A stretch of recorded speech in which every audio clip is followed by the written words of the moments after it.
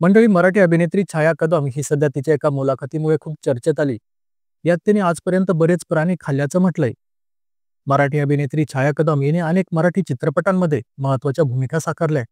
बॉलिवूडमधील सिनेमांमध्ये आणि वेब सिरीजमध्ये उत्कृष्ट अभिनय करत तिने स्वतःची वेगळी ओळख निर्माण केली. छायाने लापता लेडीज या चित्रपटामध्ये महत्वाचं पात्र साकारलं होतं.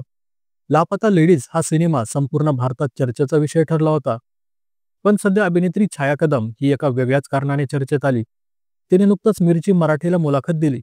यात तिने म्हटलंय की मी कुठलाही प्राणी खाते. मी डुक्कर खाल्लाय, म्हणजे तो रानटी डुक्कर. पिसई नावाचा प्राणी जो हरणासारखा असतो तो खाल्लाय. मी घोरपड खाल्लीये. मी ससा खाल्लाय.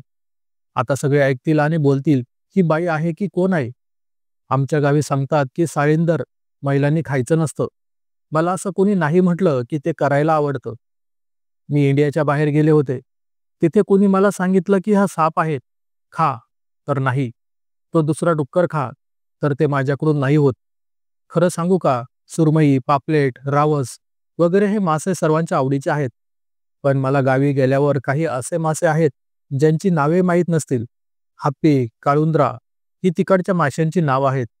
मला आई सांगायची, मासा जितका छोटा तितका खायला चांगला लागतो.